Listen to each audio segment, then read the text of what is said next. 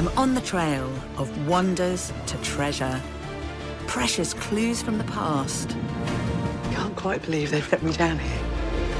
With unmissable experiences. They're free! I adore dolphins so much and they're playing with us. Hidden sights in unexpected destinations. No way. I've never seen anything like that before.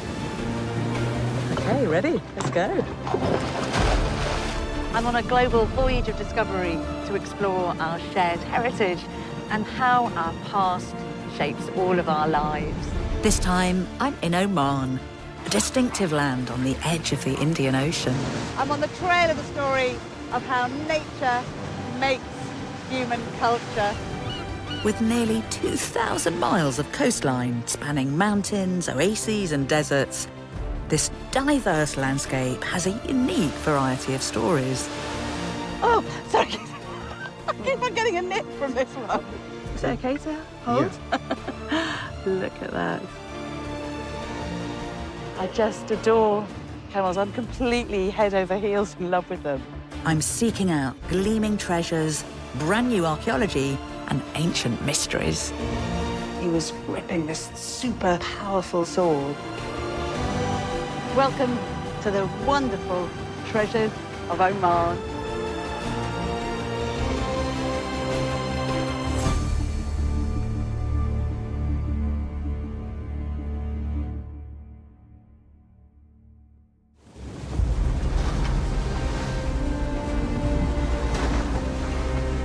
Oman's position on the edge of the Arabian Peninsula made it a strategic stopping point for ships crossing the Indian Ocean between Africa and Asia. Its many natural harbours providing shelter to international traders and travellers for millennia. This is such an exciting sea to be on, particularly with a swell like this. But luckily I'm heading to a safe harbour that's protected on the inland by these mountains and by reefs out at the shore. I'm on the approach to the Omani capital, Muscat, first written about by European voyagers in the 2nd century CE. This place was described by an ancient geographer called Ptolemy, and you can see what he's talking about here on this medieval version of his original maps. That place is what's now Muscat. It's called a crypto port, which means a hidden port, and it is, isn't it? It's just concealed by all these rocks. So cool. Waves of visitors left their mark on Muscat, including the British, who began trading with Oman in 1646.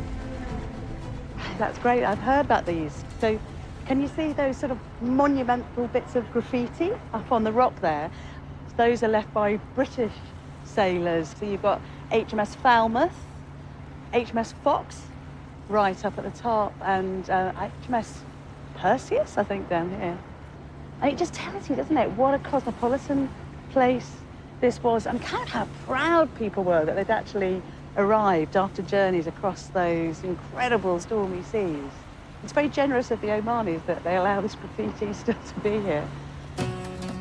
Known as the Sultan's Visitors Book, the rocks preserve the names of hundreds of ships that once docked here in front of the Sultan of Oman's Al Alam Palace.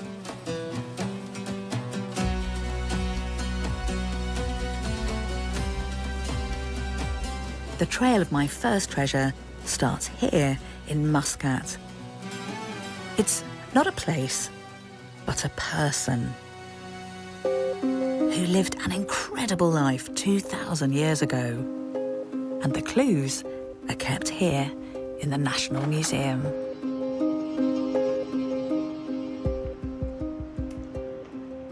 There's some truly remarkable evidence in here. So this is him. This is the remains of his skull. Dubbed the Desert Lord of Sinau, his grave was discovered by chance in 2014 on the edge of the Sharqiya Sands. A vast expanse of desert covering 4,800 square miles. His life shaped by these exquisitely imposing surroundings. The bones reveal a man in his 40s. his grave packed with mysterious clues to an extraordinary life of adventure. Precious objects carefully placed alongside him. Signs of great prestige. What you're looking at are two daggers that were laid on the man's thighs, and in his hands he was gripping this super potent, high-status, powerful-looking sword that's actually made of iron. It's decorated with a strip of silver here, and then on the pommel, on the handle, there's ebony and probably ivory that could have come all the way from India. It's also this beautiful bronze bowl that was left as a kind of ritual offering in the grave. And he wasn't buried alone.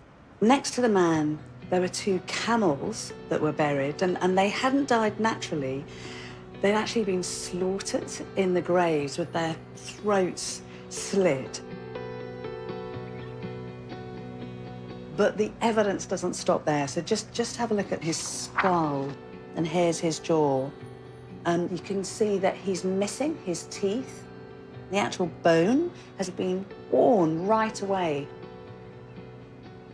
And he does just have 3 teeth left on the other side. And that would have been because he'd have held the reins of the camel in his mouth so that his hands were free to fight. There are some remarkable clues here.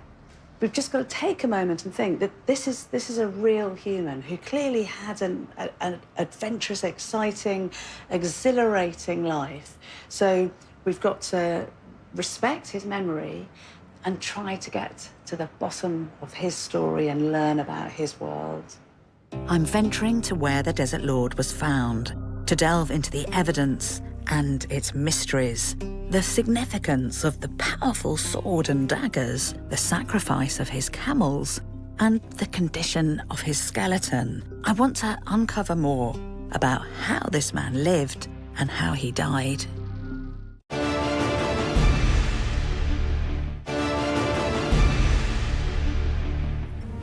To really understand the Desert Lord, we need to understand his environment.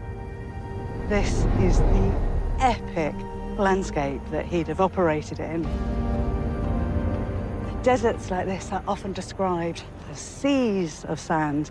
And of course, the creature who is your closest ally in a place like this is the animal sometimes called the ship of the desert, the camel. And camels still play a huge part in the landscape and life around here.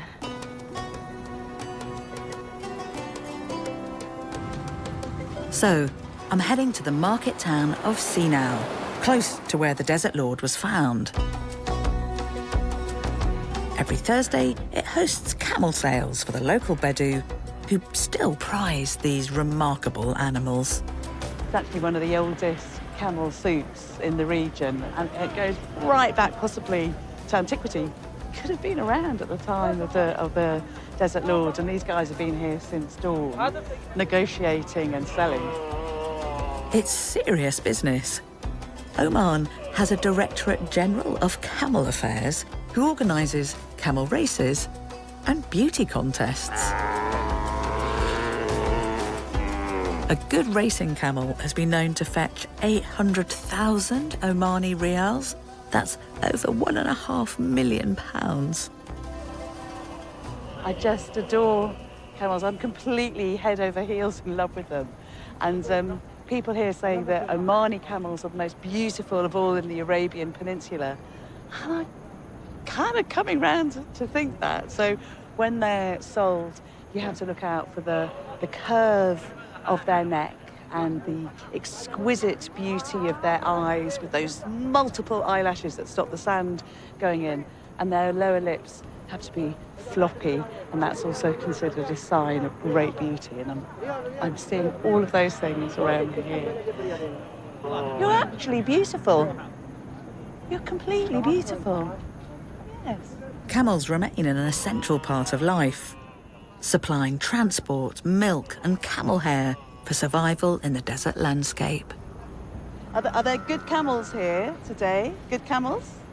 Good. Very good? Yeah, Very good. Good. Great. They're beautiful. They're Jamila. Did you buy any camels today? No. No camels? No. Did you buy anything? إذا غنم. Goats? غنم. Goats. The reverence for camels and the status they bring sheds light on their burial alongside the Desert Lord over 2,000 years ago. Coming here's really put this evidence into perspective because, of course, for us, imagining a camel being sacrificed for their owner feels horrific, but that happens because the Desert Lord adored his camels so much and wanted them to carry on travelling with him in the afterlife. And the name camel actually comes from the phrase al-Jamal, which means something to be admired. So there's this huge affection for them here, and you really feel that these are animals who are partners with humans in this landscape. Evidence of how much the Desert Lord must have relied on his camels is found deep within his skeleton. Vertebrae from his back and neck have fused together, a sign of a lifetime in the saddle, riding and fighting. And you can see why these creatures were also used in war. I'm just watching, mind your backs. Mind your backs. So, they can run 40 miles an hour, and if they're walking, they can cover 40 miles a day, and they don't need water. They don't have to actually drink water for up to 6 or 7 months. This fella here, by the way, the white one, this big boy, is a male camel, a bull camel. Just imagine coming up against him in a combat. You would not mess with him, would you? The Desert Lord must have been a ferocious figure, seated on his camel, brandishing a sword or dagger in each hand, possibly protecting a whole community or a trade route. Today, swords and daggers, along with camels, are living parts of Omani tradition. The khanja, a short, curved dagger in a highly decorated sheath, has become a national symbol, emblazoned on Oman's flag, along with 2 crossed swords. This one is 2,000 years old.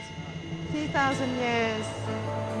At one of the local blacksmiths, my photos of the ancient sword spark excitement. The pictures of the Desert Lord's burial causing a lot of interest here in this knife shop in Sinau. Oh, here we go. Yes. Yeah. Yeah. It is. Yeah.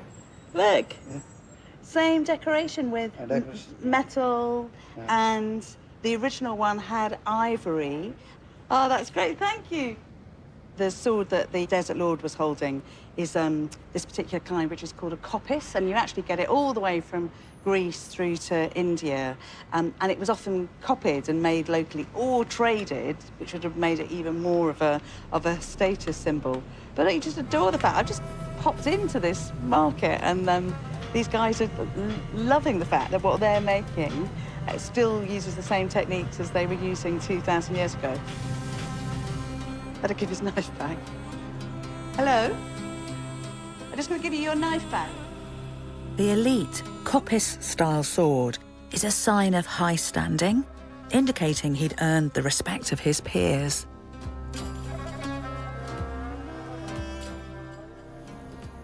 Debate still rages over the Desert Lord's exact lifestyle, because this was a really vital channel of trade between the oceans and the interior of the Arabian Peninsula. It could be that he was a mercenary who was hired to protect somebody's economic interests, or to try to prevent turf wars between other tribes.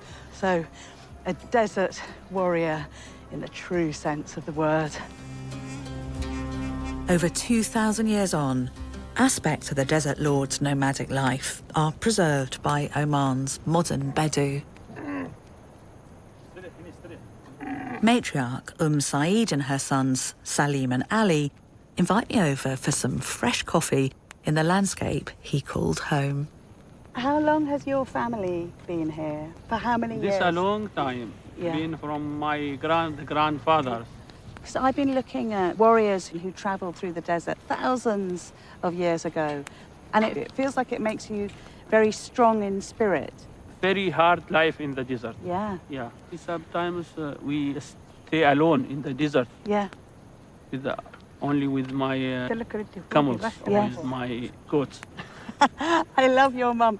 You're giving me lovely, beautiful, philosophical conversations. Your mum's like, let's get the practicalities sorted out. Now And it's ready. Coffee's ready. Thank you. Oh, get out of the smoke. Quite right. Shukran, thank you. No, shukran to you. Is this incense? Laban. Laban. Oh, that's so beautiful. Laban, Amani. Wow. Omani frankincense, Laban, and I love that smell so much. I'll tell you why they call it. Yeah. Oh, yeah, under my scarf. Oh, yeah, I will. Why they call it Laban, like this? Laban. Oh, that is so good. It's called Laban here because when the incense comes out of the tree trunk, it looks like milk. And Laban is also a word for white or milky, like labneh is a kind of cheese that you have here. Use this for medicine. Just put in the waters and a drink. Yeah. It's good, healthy. Very, very good. There's a sensory overload. So I've got sweet, fresh dates in my mouth, the smell of coffee, Omani coffee, and incense perfuming the air. I'm sort of in heaven. بعد فلس. You do that when you say then you've had enough. Yeah, don't you? فلس كافي. Now, yeah. Thank you. Shukran. Thank you so much. مع السلامة. مع السلامة. Salam. Tracing the footsteps of the Desert Lord has given me a unique insight into the landscape that shaped his life. But how did he die? The clue to his death may well lie under his 3 remaining teeth. There's a hole that indicates a huge abscess has eaten into his jaw, a bacterial infection that, in a time before antibiotics, could have been fatal. There's just one last thing to say about our Desert Lord. We think he probably died because of that abscess on his tooth. And it's really tragic because we actually now know that incense has antibacterial properties. So maybe if he'd used it like a kind of compact or kind of chewing gum, he might have been alive for more years.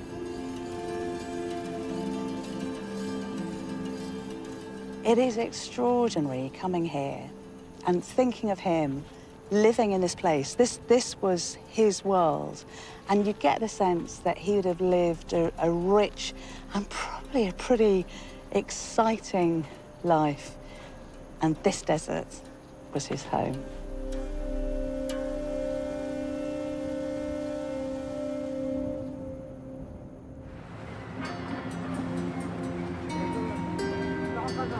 Hello! Hi. Is that good to come on? Yes, sure. Great, thank you. My next treasure, a biodiverse wonderland, reveals the fascinating lives of some of the very first travellers to reach this part of the Omani coastline back in prehistoric times.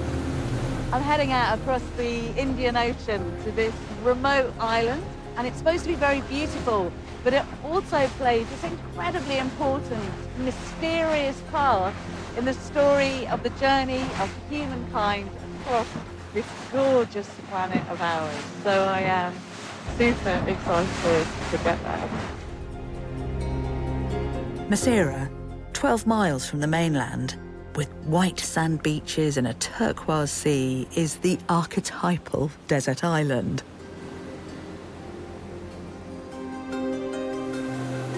As the light fades, Captain Zal powers us across the channel.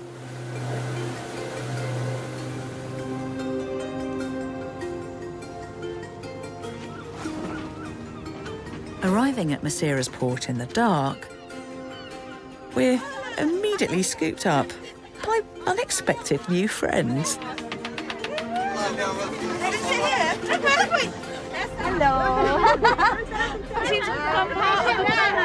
All-women fishing party. I was hoping to meet these guys tomorrow, and I've bumped into them. We go fishing tomorrow? Yeah, fish. Yes. Fantastic. What an awesome experience. Good. Oh, great!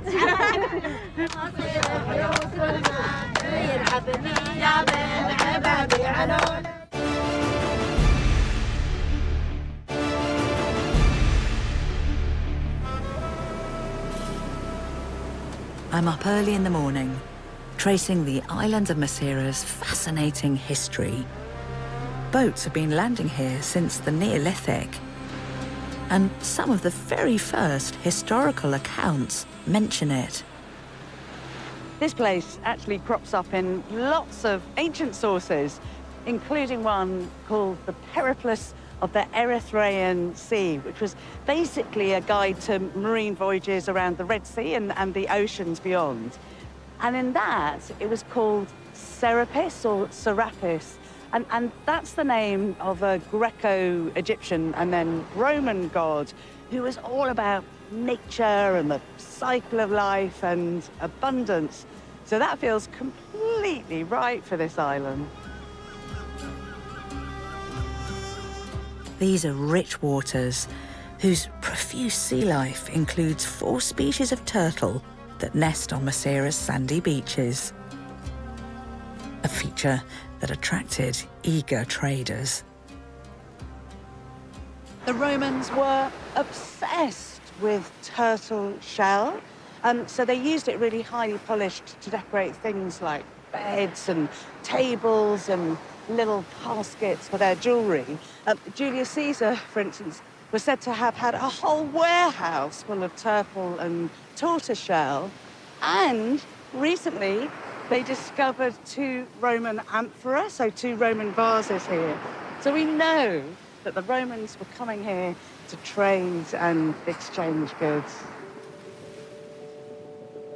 Today, the turtles are protected, while the waters around Maceira sustain a huge variety of wildlife, including endangered Arabian humpback whales. Its shallows and islets are feeding grounds for flamingos, once also a highly prized Roman delicacy. With so much on offer, I can't wait to get back out on the water for a closer look at the maritime riches that have shaped this island's history.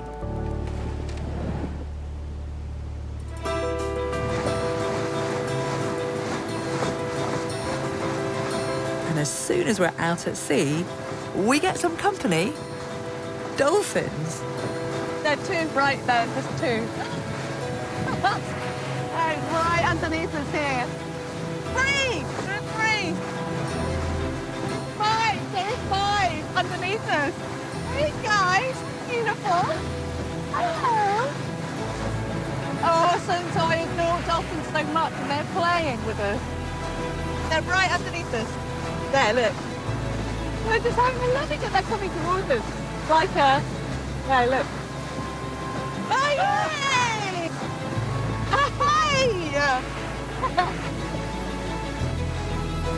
That was pretty awesome. There was a Portuguese writer who was ecstatic about the oceans here. And he said that the fish were so thick in it that if a cat dipped in her tail, she'd pull it out, they'd be just like covered in fish. And you get that sense of my lovely dolphin friend. Hey!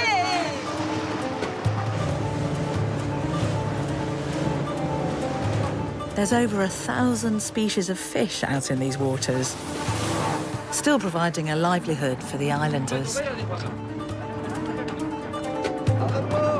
good. How are you?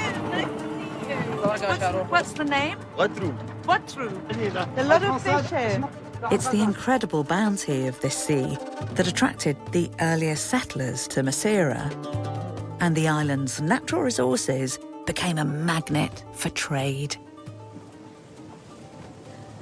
Fantastic to see all these traditional boats on the coastline here, because right back in the Bronze Age, so around 4,000 years ago, this part of the world was really famous for what were called black boats. And they had that name because they were coated in bitumen that makes things waterproof. And they traded all kinds of stuff from Maceira Island, including copper, which of course is an essential part of bronze. So copper and tin makes bronze. So it was like the kind of fuel of the Bronze Age.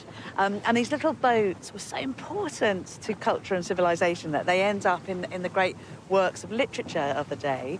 So the very oldest work that we have surviving from humanity is called the Epic of Gilgamesh. And in that, these little boats are describing as helping people to escape from the Great Flood, no less. Archaeologists have recently been excavating evidence of Masira's earliest maritime pioneers, which can be found scattered across the island, if you know where to look. So this must definitely be it. OK, so this might look like a giant sand dune, but actually it is a huge prehistoric rubbish dump. So where shells that were used and the shellfish were eaten were left here, dating back 8,000 years. So although we might think of rubbish as, you know, just something where you throw away things for archaeologists and historians, this is pure gold. I mean, it's just everywhere. This is solid shell I'm standing on. Radiocarbon dating proves these middens go back to the 6th millennium BCE, making them some of the earliest evidence of human habitation on this side of the Indian Ocean. In that midden, they didn't just find shells, they also found jewellery like this. It's 8,000 years old. So it wasn't just that they were using it kind of locally to kind of eat shellfish lunches. They were mass-producing this jewellery. This place was a buzzing commercial centre right the way back in the Stone Age. Bronze Age shell objects found on the mainland offer further proof of those stylish ancient Omanis' ingenuity, turning everyday cast-offs into timeless adornments. This shell has got ancient frankincense still in it. And this one, I know it looks a little bit mucky, but what that actually is makeup. It's kohl, you know, the kind of black eyeliner that people still use. And it was made either with the kinds of the oil of a fish or with burnt frankincense wood. So you've got to think of the people here with this beautiful smell of frankincense in the air, wearing this gorgeous jewellery, both men and women, and having these ferocious kohl-rimmed eyes.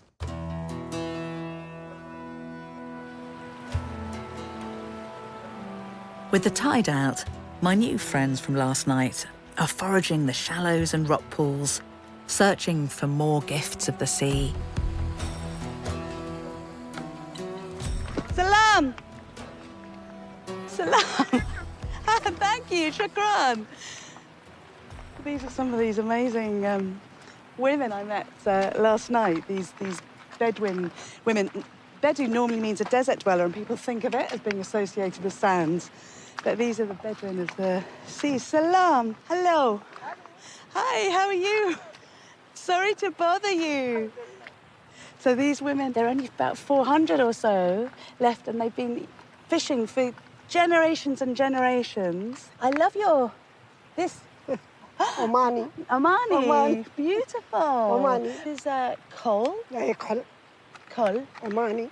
Perfect. All from Masira. Beautiful against the sun. Shams. Fantastic. They have this natural sun cream which is made of sandalwood to prevent you getting sunburn. And Shams. And from the Shams. Very hot. The sun is very hot here. It looks beautiful. It looks beautiful. I need some. Do you want me to carry this for you? Do you want me to help? I'll help. Hi, how are you? It's a good day. Do you get many? Ay, that's lots of shells. Full. Full. Completely. Which is this one? A clam. What's this? I don't know my shellfish. Yeah? And so you can eat this and then, yeah. Oh, slow. A little bit of a nip there from the catch. والكبير هذا الصغير لا الكبير يعني نسوي فيه الكحل Yeah. ونحطه في العين. For the coal, For the beautiful makeup. That's awesome. So thousands and thousands of years ago, they did the same thing here. So that's been carrying on. That's incredible.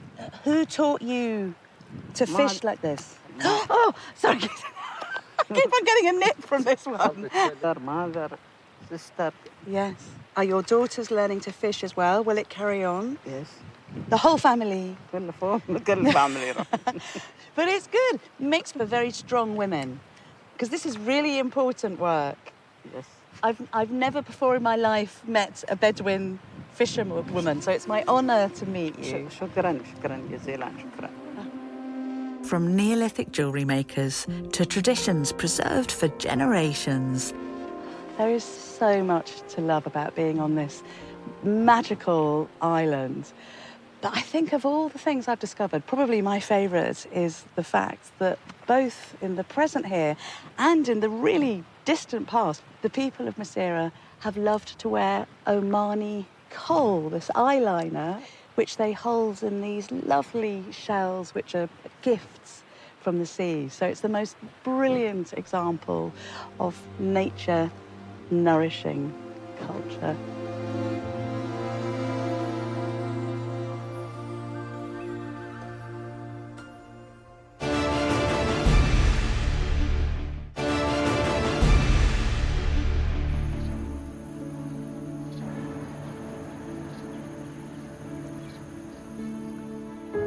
I'm back on the mainland for my next treasure, Oman's wadis. Across the centuries, travellers have written about these stunning lifelines of human culture. I'm on the trail of their unique story. The wadis are these miraculous arteries of nature that connect the mountains to the sea. Wadi means river valley in Arabic. Oman's home to hundreds of these channels that provide life to the desert interior. I'm exploring one of Oman's most significant and stunning, Wadi Tiwi, which hides clues to a hidden history. Wadi Tiwi winds from the Hajar Mountains across to Oman's northern coast, extending for over 20 miles.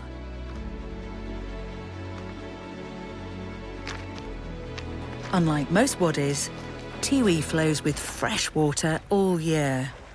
So life has flourished here for centuries.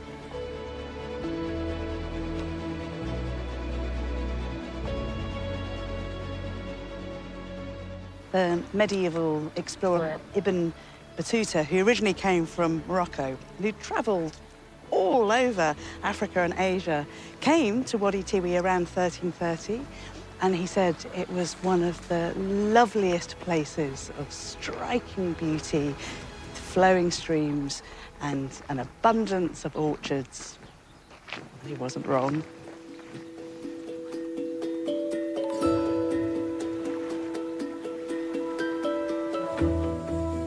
Watered by a communal irrigation system, perfected 1,000 years ago, the gorge is still thick with bananas, mangoes and dates. By the way, you can survive on just 15 dates a day. And with dried fish coming up the Wadi from the sea, these were channels that sustained life and trade, connecting ancient coastal settlements with inland villages. The Wadi also leads me to new archaeology that promises to uncover a historical enigma, the truth behind a mysterious people that ancient Greeks called the ichthyophagi, the fish-eaters. I've arranged to meet somebody who I've never met before by the side of the road, which is obviously not something you should normally do, but it's because he's excavating this very exciting site. This must be them. Romolo Loreto is the archaeologist leading the investigation. This is the site? Yeah, yes. Here, the site, the later age site of Tiwi is up there, Amazing. just the very top of the hill. Yes. And we can get up there, Yes, can we? yes. There Okay. is a path Good. going up. Just I'll follow you. Romolo and his team are surveying a 2,000-year-old settlement, once home to these so-called fish-eaters. Well, life was not easy, but they No. were in shape. Yeah. That's for sure. They were definitely more in shape than we are. It's definitely a good workout, isn't it? These ancient people are depicted in Greek and Roman sources as shore-dwelling savages without tools, technology, or even fire. You can see on that side of the cliff the houses. You see? They're right here. Yeah. They're right here. Huh? I didn't realise we were so close. 50 houses for around 300 people. So you have these oval-shaped small houses, Yeah. one close to the other. You can see all there where the team is, Yeah. that the houses are cut inside the slope. The ancient historian Diodorus Siculus dismissed the ichthyophagi as barbarians who go about entirely naked. It is very exciting being here because you're discovering something that tells a different story. Yes, we can tell a different story. You see the architecture of these houses. We are inside one of them. Yeah. And that's already something, because according to the sources, they just lived in caves. They are not such barbarians as they are depicted in the sources. They have their own dignity. Yeah. They have their economy, a complex society. Yeah. And this is a testimony of this kind of link. I mean, the trade to get shells, beautiful shells like this. Yeah. This is the mother pearl used to make earrings. It's amazing that you've got this, that it shows that they had a sense of themselves and they're wearing beautiful earrings. They had a style, you know, they were stylish after all. Yeah, well, exactly. I mean that, because these are beautiful. I'd have earrings made out of that. So you imagine them here, and they cared about how they looked and how they appeared to other people. Sure. We know that they wear something, and they should have been very smart, because to survive in this landscape, it's not an easy task. Yeah. So this is also really fascinating here, because these naughty guys from the West, they say, oh, they didn't even know how to cook. They said that they can't even use fire. They just eat sushi. Yes, But not. And you can see from outside of the base, it's totally burnt. So this is, of course, a cooking pot. Yeah. Well, you see, it's so brilliant. That's how you, like, in archaeology, can give people back their voices. So they're going like, if they were able to speak, they're like, of course we can cook. Look at this. Yeah, you know, look we at these, loved look our at these. meals. Because there's such a kind of like amazing wealth of stuff here. So that one, It's called the pilgrim flask. is it okay to hold? Yeah, take it from the inside, Yeah. from here. Do you want to take that? Please. Look at that. Look. And this is for travelers. Yes. Use it on a camel horseback. It's a sophisticated life. You know, they're traveling and they're meeting new people and exchanging ideas and understanding the world around them. Yes. Just this alone proves that those fish eaters had a bigger sense beyond these horizons of the sea and the mountains. It's beautiful. And thank you for letting me hold this. No worries. Thank you. Fresh evidence of how the fish eaters shaped a culture from their landscape just keeps coming. There are just two things I had to show you before I left. This shell, and this is really, really special. It's a species that only comes from Masira Island, so that's around 150 miles away. So this proves to us that these guys were traveling and trading, but more than that, it's one of the Murex family. And murex are basically shellfish that naturally produce a really rich purple dye. So just maybe the guys here are using this to dye their clothes and their scarves and their kind of head decorations, this gorgeous royal purple. And the excitement doesn't stop there, because when we were here up on the site, another archaeologist found this, which is a lovely little, it's a pendant. So just imagine the woman or man or child even who wore this in this beautiful place, having a real sense of themselves, and touching this 2,000 years or so after it was dropped, just short circuits you straight back to ancient history. It's brilliant to see the life made possible by these wadis. And to puncture ancient propaganda, the people here actually lived complex lives, harnessing the natural world around them. And it's Oman's brand new archaeology that's proving this.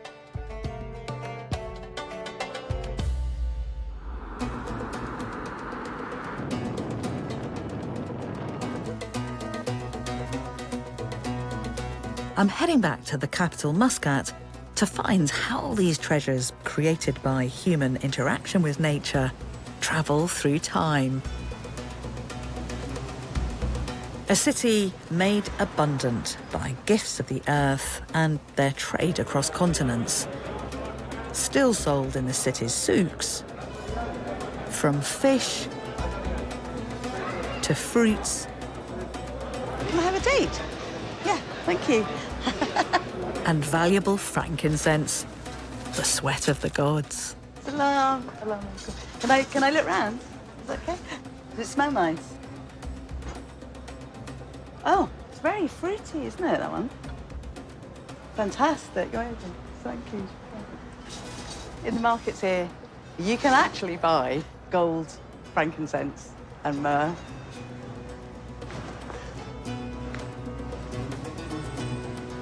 Muscat is a fretwork of cultures. From east and west, south and north, present and past, bearing witness to foreign powers and its own maritime empire, which stretched as far as Iran and Pakistan and covered much of the East African coast, a magnet for treasures born of global trade.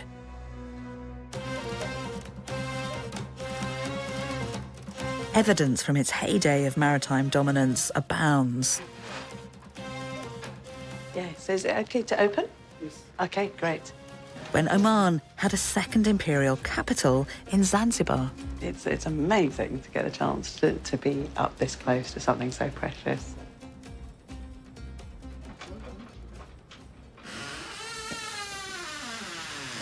Shukran, shukran, shukran.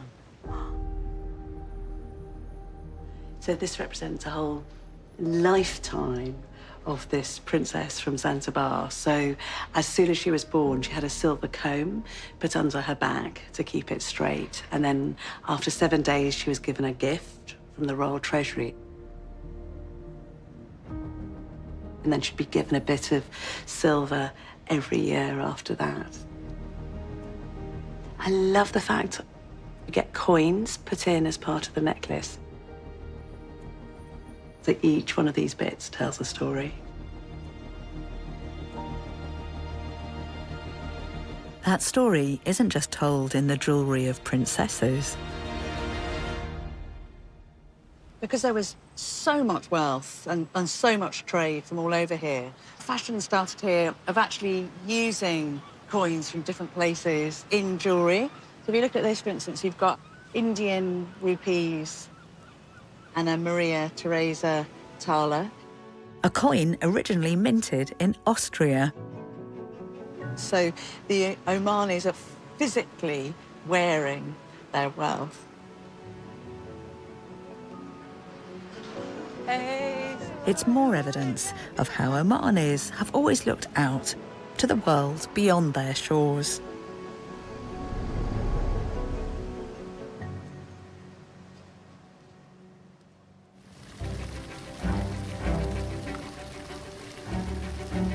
Before I leave, I want to ask old friend and Booker Prize-winning author Yoka Al-Hadi about what I've seen. We meet for a cup of tea at the city's Royal Opera House. I really wanted to talk to you because it's felt to me, travelling around the country, that this is a place where you really see nature creating culture. Yes, definitely. Sometimes I imagine Oman as a big shell, and it's open to the sea from everywhere. So all the waves came into it and brought people, goods, ideas, cultures, and eventually became a part of Omani culture and Omani music. And this shell also has a gem, a pearl inside. And I think of it as a pearl because for the first glance, its beauty is not obvious to everybody. But if you go deeper, if you have a careful eye, then you can see its beauty like a pearl inside a shell. That's such a beautiful way to put it. And it's so true that it's almost like as you say, sort of the spirit of the place Yes. is a hidden treasure. So Yeah. it's a city, but it's a city in nature.